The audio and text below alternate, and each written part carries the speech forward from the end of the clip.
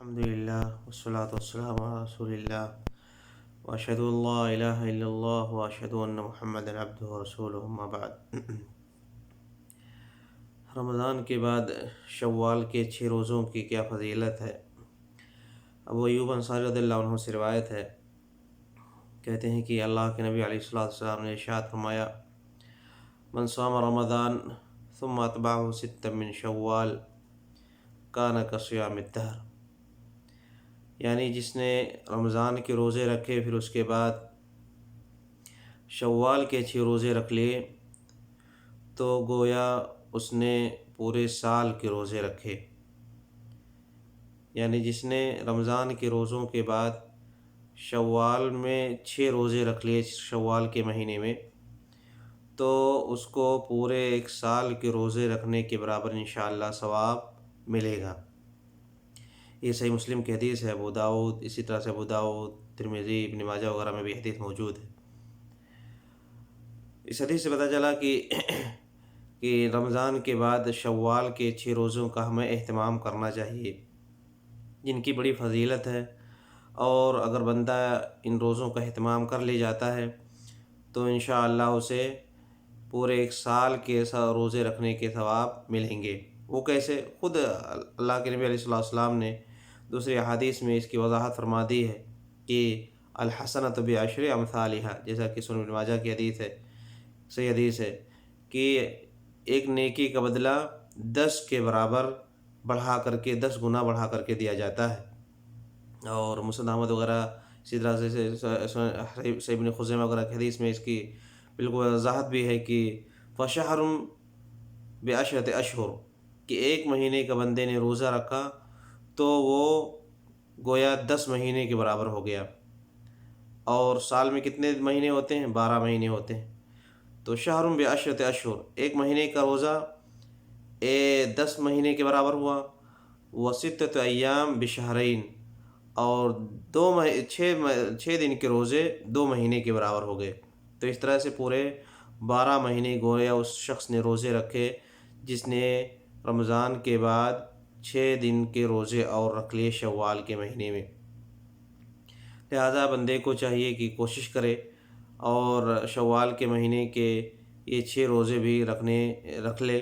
تاکہ یہ فضیلت حاصل ہو جائے۔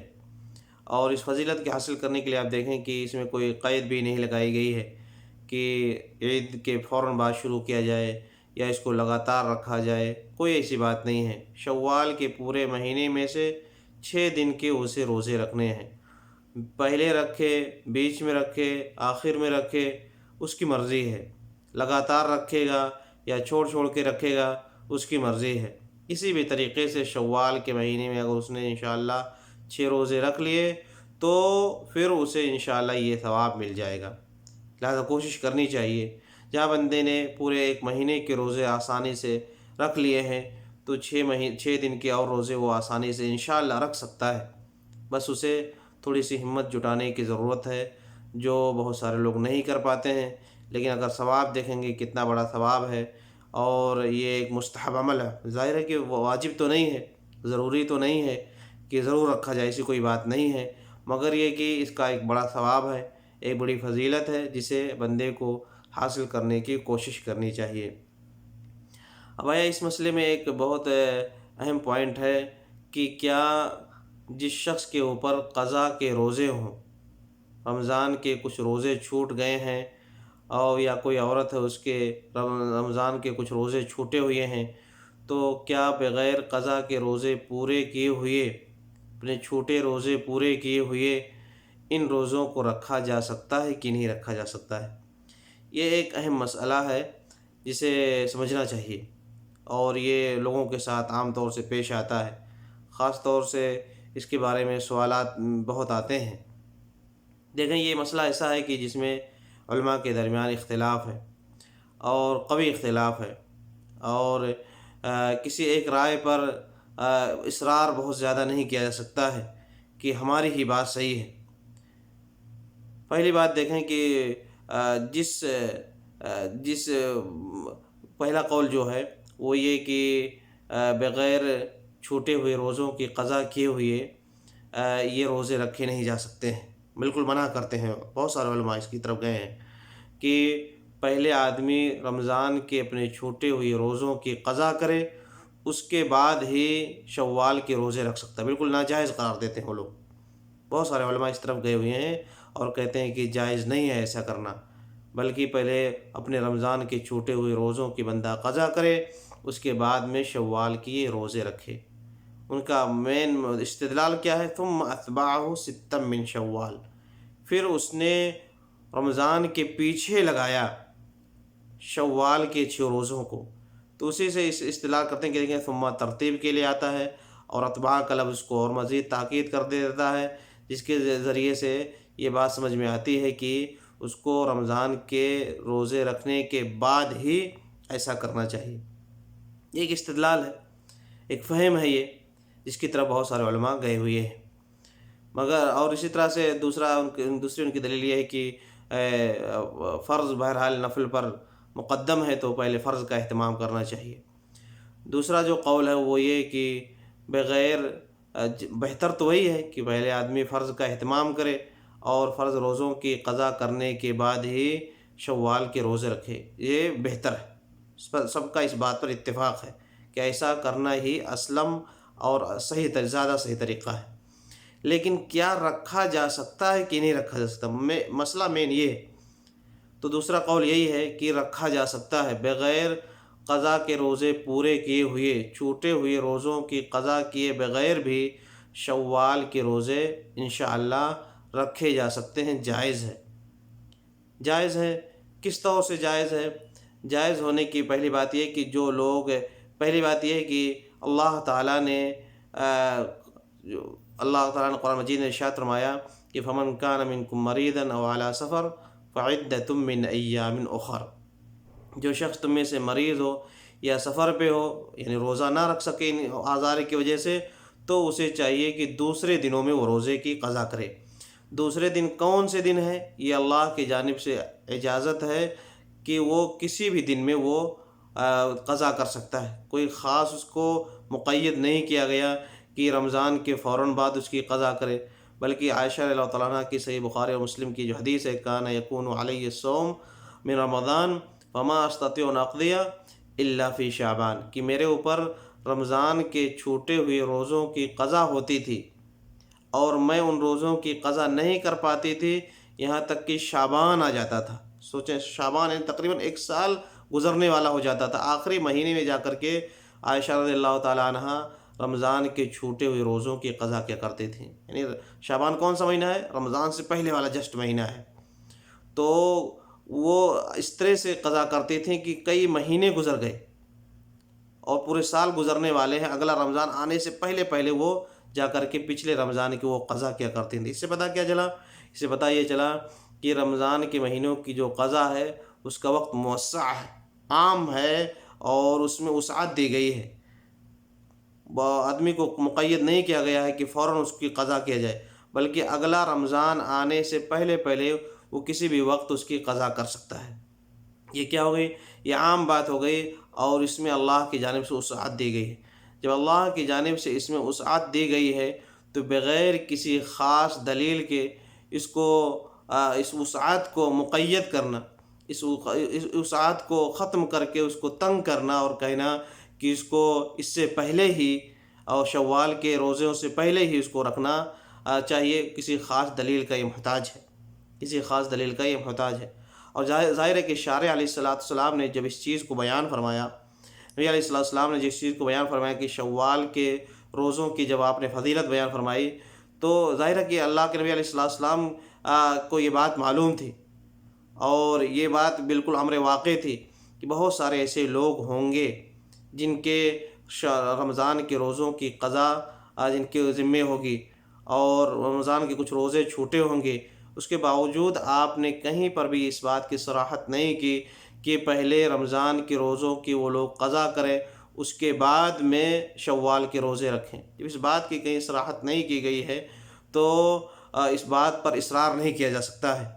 کہ نہیں بالکل پہلے روزوں کی قضا کی جائے اور پھر اس کے بعد میں شوال کے روزے رکھے جائیں۔ ایسی کہیں کوئی صراحت موجود نہیں ہے۔ جو لفظ ہے یا جس چیز سے استدلال کیا جاتا ہے وہ کیا ہے؟ ثم اتبعہ ستا من شوال۔ دیکھیں یہ جو لفظ ہے کیا اپنے حقیقی پورے معنی کے اعتبار سے یہاں مقصود ہے کہ نہیں ہے؟ ظاہر ہے کہ کبھی کبھی ایسا بھی ہوتا ہے کہ جو لفظ ہوتا ہے وہ اس ایک ثم کا لفظ کبھی کبھی صرف ترتیب، کبھی کبھی عام طور سے ترتیب کے لیے آتا ہے، لیکن کبھی کبھی وہ صرف جمع کے لیے بھی آتا ہے۔ اور کبھی کبھی ایسا ہوتا ہے کہ اشارے کے بعد الفاظ خرج مخرج الغالب کے طور سے نکلتے ہیں، کہ عام طور سے ایسا ہوتا ہے، اسی اعتبار سے شریعت نے، شارع نے ایسا بیان فرما دیا، شارع نے ایسا بیان فرما دیا، جیسا کہ اس آیت میں ہے کہ جو ربیبہ کے تعلق سے ہے، فی حجورکم کا جو لفظ ہے کہ وہ ربیبہ جو تمہارے گود میں ہو، ظاہر ہے کہ ہر ربیبہ حرام ہے، لیکن وہ ربیبہ جو تمہاری گود میں ہو اس کی یہاں قید لگائی تھی، لیکن یہاں پر یہ قید مقصود نہیں ہے، اگرچہ وہ بندے کی گود میں نہ ہو پھر بھی وہ ربیبہ کیا ہے؟ حرام ہے۔ تو یہاں کیوں ربیبہ کا جو حجورکم کا لفظ آیا ہے اسے وہ خرج مخرج الغالب کے اعتبار سے آیا ہے۔ اسی طرح سے اس بات کا قوی احتمال یہاں بھی ہے کہ یہ خرج مخرج الغالب کے اعتبار سے یہاں پر یہ لفظ آیا ہوا ہے، ثم اتبعہ ستا من شوال، کہ عام طور سے یہی ہوگا، جو عام بات ہے کہ بظاہر ہے کہ رمضان کے بعد شوال آئے گا، اور رمضان کے بعد آدمی شوال کے مہینے کا روزہ رکھے گا، اور عام بات جب یہی ہے تو اسی اعتبار سے حدیث بیان فرما دی گئی۔ اور اس بات کی کیا اور دلائل ہیں، کس بات سے اس کی تائید ہوتی ہے، آگے دیکھیں یہ جو حدیث ہے صحیح مسلم وغیرہ کی، یہی ابو ایوب انصاری رضی اللہ عنہ کی حدیث مسند احمد میں بھی موجود ہے۔ مسند احمد میں 23,556 نمبر پہ حدیث موجود ہے، 23,556 نمبر پہ حدیث ہے۔ اس میں جو لفظ ہے اس میں ثم اتبعہ کا لفظ نہیں ہے، اس میں کیا لفظ ہے؟ من صام رمضان وستا من شوال۔ عام دیکھیں جمع ہے، وہاں کوئی ایسی بات نہیں ہے، وہاں دونوں روزوں کو ملا دیا گیا ہے، جس نے رمضان کے روزے رکھے اور شوال کے 6 روزے رکھے، کوئی یہاں ترتیب کی بات نہیں ہے، کوئی سی ترتیب جو وہاں ترتیب تھی وہی حدیث ہے، لیکن یہاں جو لفظ ہے دیکھیں مسند احمد میں من صام رمضان وستا من شوال، جس نے رمضان کے روزے رکھے اور شوال کے 6 روزے رکھے، عام جمع ہے، دونوں روزوں کو کیا کر دیا گیا؟ ملا دیا گیا۔ کیسے رکھتا ہے؟ وہ آدمی کہ اپنی پوزیشن اور اس کی حالت کے اوپر ہے، اگر اس نے رمضان کے پورے فل روزے رکھے ہیں تو ظاہر ہے کہ اس کے بعد رکھے گا، اگر اس کے رمضان کے کسی وجہ سے روزے چھوٹ گئے ہیں، یا ایک بندے کے پورے رمضان کے فل روزے چھوٹ گئے ہیں، اب وہ شوال میں وہ روزے رکھنے کے قابل ہوا ہے، تو ظاہر ہے کہ شوال کے روزے وہ اگر وہ رمضان کے روزوں سے اس کی ابتدا کرتا ہے تو پھر شوال کے روزے کب رکھے گا؟ شوال کے روزے رکھنے کے بعد اس کے پاس چانس ہی نہیں رہ گیا۔ اور یہ عبادت کیا ہے؟ یہ عبادت موقت ہے، یعنی یہ شوال کے ساتھ خاص ہے۔ اگر ہم نے کہا کہ شوال کے روزے آپ مت رکھو بلکہ پہلے رمضان کے روزے ہی رکھو اور آپ کے لیے ایسا کرنا جائز نہیں ہوگا، تو ہم نے گویا ایک موقت عبادت کو تو ہٹوا دیا، اور جس عبادت میں وہ وسعت تھی اس کو ہم نے لا کر کے تنگ کر دیا کہ نہیں تم کو پہلے اسی سے ابتدا کرنی پڑے گی۔ تو بہرحال یہ ایک ایسا نقطہ ہے جس پر غور کرنے کی ضرورت ہے۔ دوسری بات دیکھیں اور یہ مسند احمد وغیرہ، مسند احمد کی دوسری حدیث ہے جابر رضی اللہ عنہ سے، اس میں بھی یہی لفظ ہے۔ جابر رضی اللہ عنہ کی جو حدیث ہے وہ مسند احمد میں 14,302 نمبر پہ ہے، اسی طرح سے صحیح ابن حبان کی بھی روایت ہے کہ من صام رمضان وستا من شوال، وہاں بھی عام جمع ہے، کوئی ترتیب نہیں، رمضان کے روزے رکھے اور شوال کے 6 روزے رکھے، کون پہلے کون بعد میں اس کی کوئی بات نہیں ہے۔ تو اسی لفظ سے اس بات کا احتمال ملتا ہے یا اس بات کی طرف رجحان جاتا ہے کہ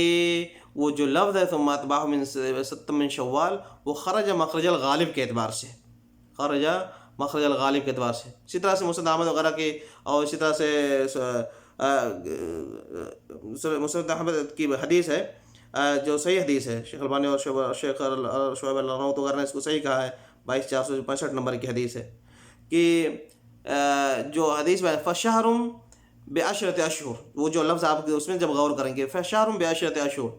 ایک مہینے کا ثواب 10 مہینے کے برابر، وستۃ ایام بشہرین، اور 6 دنوں کے روزوں کا ثواب 2 مہینوں کے برابر۔ اس میں جو لفظ کیا بنتا ہے، یعنی گویا بندے کو کتنا روزہ رکھنا ہے؟ 1 مہینے اور 6 دن کا روزہ رکھنا ہے۔ کون پہلے کون بعد سے اس سے کوئی اس کا ذکر نہیں ہے، کوئی اس کی بات نہیں ہے، بلکہ بندے کو یہ ثواب کب ملے گا؟ جب اس نے 1 مہینے پلس 6 دن کے روزے رکھے، تو جو اس کا جو ثواب مرتب کیا گیا ہے، ثواب کی جو ترتیب بیان کی گئی ہے، اس سے بھی پتہ چلتا ہے کہ جو یہ بات کہی جا رہی ہے کہ پہلے یہ ہو اس کے بعد میں روزے رکھے جا سکتے ہیں شوال کے، تبھی ہوگا،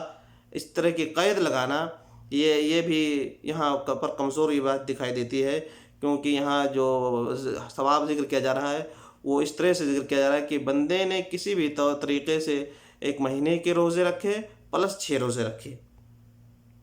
لہذا اس بات کا قوی امکان یا اس بات کی طرف میلان زیادہ جاتا ہے، رجحان اس بات کی طرف زیادہ پیدا ہوتا ہے، یا راجح بات یہی لگتی ہے کہ منع کرنا یہ درست نہیں ہوگا جب تک کہ ہمارے پاس شارع کی جانب سے کوئی صریح روایت نہیں ہے، صریح ہمارے پاس کوئی دلیل نہیں ہے، اور جب صریح دلیل نہیں ہے تو کسی خاص عبادت سے لوگوں کو روکنا اس طرح سے جو کہ موقت عبادت ہے، اور اس کو یہ کہنا کہ اس کو نہیں رکھا جا سکتا ہے، اور ایک ایسی عبادت جو اس کے بارے میں بالکل وسعت ہے اس کو لا کر کے تنگ کر دینا کہ نہیں اس کو شوال ہی میں پہلے پورا کرو، ظاہر ہے کہ ایسا کرنا ایک تحکم ہو سکتا ہے، اور ایک ایسی بات کی طرف پر اصرار کیا جانا ہو سکتا ہے جس کے بارے میں شارع کی طرف سے ہمارے پاس کوئی خاص دلیل، صاف اور واضح دلیل موجود نہیں ہے۔ دوسری بات آپ یہ بھی تو سمجھیں کہ جس شخص نے 25، 26، 28 روزے رکھے، کیا اس کا اس بات کا اطلاق نہیں ہوگا کہ اس نے رمضان کے روزے رکھے؟ اس کو بھی وہ بھی کہے گا کہ میں نے رمضان کے روزے رکھے۔ ظاہر ہے کہ رمضان کے جب اس نے روزے رکھے، اگرچہ 1-2 روزے اس کے چھوٹ گئے، اس پر بھی اس کا اطلاق ہوگا، اور وہ بھی اس کے بعد وہ بھی کہہ سکتا ہے کہ میں نے رمضان کے روزے، جب اس نے رمضان کے روزے رکھے، اگرچہ 1-2 روزے چھوٹے ہوئے ہیں، پھر بھی سمجھا جائے گا کہ اس نے رمضان کے روزے رکھے ہیں، اور یہاں کہیں یہ لفظ نہیں ہے کہ پورے فل کامل روزے رکھے ہوں۔ اور عائشہ رضی اللہ عنہ کی جو حدیث ہے، عائشہ رضی اللہ عنہ کی حدیث، کان یکون علی الصوم، میرے اوپر رمضان کے روزوں کی قضا ہوتی تھی، اور میں اس کو شوال میں جا کر کے، شعبان میں جا کر کے پورا کرتی تھی۔ اس سے بھی پتہ چلتا ہے کہ وہ کیا عائشہ رضی اللہ عنہ دوسرے نوافل کا اہتمام نہیں کیا کرتی تھیں، اور ہو سکتا ہے کہ یہ شوال کے روزے بھی وہ رکھا کرتی ہوں، یہاں احتمال ہے، کوئی ایسی بات ذکر نہیں ہے، لیکن عائشہ رضی اللہ تعالیٰ عنہ جیسی صحابیہ ام المؤمنین، نبی علیہ السلام کی سب سے چہیتی بیوی، اور جن کا اتنا مقام ہو، اور جبریل جن کو آ کر کے سلام کرتے ہوں، جبریل جن کو سلام کرتے ہوں، جبریل نے نبی علیہ السلام کے ذریعے جن کو اپنا سلام پہنچایا، اتنا بڑا مقام، صدیقہ، اللہ تعالیٰ نے کو اتنا بڑا مقام بخشا، نبی علیہ السلام کی دنیا میں بیوی، آخرت میں بیوی، کیا ان کے بارے میں اس بات کا ہمیں گمان نہیں رکھنا چاہیے کہ وہ بھی انشاءاللہ اس روزے کو رکھا کرتی رہی ہوں گی؟ تو بہرحال وہ صراحت تو نہیں ہے، لیکن ہمارا گمان تو یہی ہے کہ ان کے بارے میں ہم اچھا ہر گمان رکھیں گے کہ بہرحال وہ انشاءاللہ اس روزے کو بھی رکھا کرتی ہوں گی، اور جب رکھا کرتی ہوں گی تو ظاہر ہے کہ وہ بغیر قضا کیے ہوئے ہی رکھتی رہی ہوں گی۔ تو کہنے کا مطلب یہ ہے کہ دلائل کو جب آپ سامنے رکھتے ہیں، اور بہت ساری دوسری جو روایات آئی ہوئی ہیں ان کو جب سامنے رکھتے ہیں، تو اس سے پتہ چلتا ہے کہ اس بات پر اصرار کرنا، اور اس بات کا بالکل بضد ہو کر کے فتویٰ دینا کہ بغیر روزوں کی قضا کیے ہوئے رمضان کے شوال کے روزے رکھنے جائز نہیں ہیں، اس میں ذرا سختی لگ رہی ہے، اور دلیل کی روشنی میں یہ بات اتنی قوی نہیں لگتی ہے۔ ہمارے پاس جب دوسری دلیلیں موجود ہیں جن سے پتہ چلتا ہے کہ اس میں نرمی ہے اور اس کی گنجائش نکلتی ہے، ثم اتباعہ کے ایک لفظ سے ہم اس بات کو اتنی مضبوطی سے استدلال نہیں کر سکتے ہیں کہ بالکل جائز نہیں ہے، بلکہ ثم اتباع کا آپ جو دوسری روایت میں دیکھیں گے تو وہاں ثم کا لفظ ہی نہیں ہے، وہاں تو من صام رمضان و ست من عام جمع ہے، جس نے اس روزے کو رکھے اور 6 روزے بھی رکھ لیے، بس کس طرح سے رکھے اس کا کوئی ذکر نہیں، یعنی آدمی کی اپنی مرضی پر ہے۔ اسی طرح سے دوسری جو روایت جس میں ثواب ذکر کیا گیا اس کو آپ غور کریں گے، اس میں عام بات وہی ہے کہ 1 مہینے کا ثواب اتنا ہے، 6 دن کا ثواب اتنا ہے، اس سے بھی پتہ چلتا ہے اس بات کو تقویت ملتی ہے۔ اور یہ دوسری بات یہ کہ جب روزے کی قضا کا ہمارے پاس ایک پورے سال کا موقع ہے، تو اس کو ہم بغیر دلیل کے، کسی خاص دلیل کے، اس کو اس وسعت کو لا کر کے تنگ کر دیں کہ اس سے پہلے اس کو رکھیں، یہ اس کے لیے دلیل چاہیے، اس کے لیے دلیل چاہیے۔ اور بہت سارے لوگوں کو تو سبحان اللہ ایسا بھی کہتے ہوئے سنا گیا کہ اگر مان لیجیے کسی کے زیادہ روزے چھوٹے ہوئے ہوں، 25 26 27 روزے چھوٹے ہوئے، یا کسی کے پورے مہینے کے روزے چھوٹے ہوئے ہیں، اب وہ شوال میں بتائیں کیسے وہ قضا بھی کرے گا اور شوال کے بھی روزے رکھے گا۔ تو بہت سارے لوگوں نے کیا کہا کہ بھائی اس کو چاہیے کہ رمضان کے روزے رکھے اور شوال کے روزے ذی القعدہ میں رکھ لے۔ اب دیکھیں سبحان اللہ، یہ دیکھیں، اب انہوں نے تنگ تو کر دیا لا کر کے کہ رمضان کے روزے پہلے رکھے، ٹھیک ہے، لیکن اب شوال کے روزے رکھنا کیا کرے گا؟ تو کہا کہ ذی القعدہ میں رکھے، ایک خاص عبادت جو شوال کے ساتھ خاص ہے، ہم نے اس کو اٹھا کر کے ذی القعدہ میں بھی اٹھا کر کے رکھ دیا۔ اور جو وسعت تھی، جو رمضان کی وسعت تھی کہ رمضان کے روزے کی قضا ہم کسی بھی مہینے میں کر سکتے ہیں، اگلے رمضان آتے آتے، اس کو ہم لا کر کے زبردستی شعبان میں رکھ دیا۔ تو یہ بات بھی اپنے آپ میں بالکل صحیح نہیں لگتی ہے اس طرح کی۔ اور بہت سارے لوگوں نے کہہ دیا کہ نہیں اس کی نیت تھی، اس کی نیت کے اعتبار سے ثواب ملے۔ بھائی نیت تھی ٹھیک ہے، جہاں مجبوری ہو، کرنے کا کوئی چانس نہ ہو، وہاں پر نیت کا اعتبار ہوگا اور نیت کے اعتبار سے انشاءاللہ ثواب ملے۔ یہاں اس کے پاس موقع ہے، اس کے پاس موقع ہے، شوال باقی ہے، شوال کے جو موقت عبادت ہے، پہلے اس موقت عبادت کو ادا کر لے، پھر اس کے بعد میں وہ رمضان کے روزے رکھ لے، جس کے بارے میں اللہ تعالیٰ نے وسعت دے، فَعِدَّةٌ مِّنْ أَيَّامٍ أُخَرَ۔ اور ایام اخر کون ہے؟ اگلے رمضان آنے تک وہ ایام اخر ہی ہے، جیسا کہ عائشہ رضی اللہ عنہا کی حدیث ہے، صحیح بخاری مسلم کی حدیث ہے، اس سے پتہ چلتا ہے۔ لہذا کہنے کا مطلب یہ ہے کہ اس دوسرے قول کی اپنے آپ میں قوت ہے کہ انشاءاللہ بغیر قضا کیے ہوئے رمضان کے روزوں کی شوال کے روزے رکھنے کی گنجائش ملتی ہے۔ انشاءاللہ یہ قول زیادہ راجح ہے انشاءاللہ، واللہ عالم بالصواب۔ واللہ اگر کوئی شخص احتیاط برتے، پہلے رمضان کی قضا کرے، اس کے بعد میں شوال کے روزے رکھے، یہ سب سے بہتر ہے، خلاف خروج من الخلاف، بہت اچھی بات ہے، یہی زیادہ بہتر ہے۔ لیکن اس کے باوجود اگر کوئی ایسا نہیں کر سکتا ہے، جیسا کہ بہت سارے لوگوں کو دیکھا جاتا ہے، بہت سارے لوگوں سے اگر یہ اس بات پر اصرار کیا جائے کہ پہلے رمضان کے روزوں کی قضا کرو پھر تم رکھ سکتے ہو، تو بہت سارے لوگ جو بیچارے ارادہ کیے بیٹھے تھے وہ بھی بالکل بیٹھ جاتے ہیں کہ اب نہیں ہو پائے گا بھائی، اتنے سارے روزوں کی قضا کرو پھر 6 روزے رکھو، ایسا نہیں ہو پائے گا۔ تو یہ باب اس فتوے کے ذریعے سے ایک بہت بڑا دروازہ کھلتا ہے لوگوں کو ایک عبادت سے روکنے کا۔ بہت سارے لوگ اس کی وجہ سے نہیں کر پاتے ہیں کہ کون اس کو بھی کرے اور اس کو بھی کرے، دونوں ایک ساتھ نہیں کر پائیں گے، اسی ڈر کے مارے بھی بہت سارے لوگ اس کی وجہ سے اس روزے کو نہیں رکھ پاتے ہیں۔ تو دیکھیں یہ بھی ایک مسئلہ ہے، اس کے ذریعے سے بہت سارے لوگوں کو عبادت میں جو پوزیشن بنائے بیٹھے تھے، نیت کے تھے، وہ اپنی نیت توڑ دیتے ہیں اور کہتے ہیں نہیں ہو پائے گا۔ تو بہرحال اس بات کی طرف رجحان ملتا ہے، اور یہی بات زیادہ راجح لگتی ہے کہ انشاءاللہ بغیر قضا کے روزے پورے کیے ہوئے بھی شوال کے روزے انشاءاللہ رکھے جا سکتے ہیں، واللہ عالم بالصواب۔ اور اگر جس کی طبیعت نہیں کرتی ہے اور کہ اس بات پر میں شک لگتا ہے اسے، تو وہ احتیاط پر عمل کرے، کوئی بات نہیں۔ لیکن جہاں دلیل کی روشنی میں دیکھیں، دلیلیں آپ کے سامنے بیان کی گئی ہیں، یہ بات لگتی ہے کہ انشاءاللہ یہ مسئلہ اپنے آپ میں اتنا مشکل نہیں ہے، اس کی بھی دلیل ملتی ہے اور یہ بات قوی لگتی ہے۔ وصلی اللہ وسلم علی نبینا محمد۔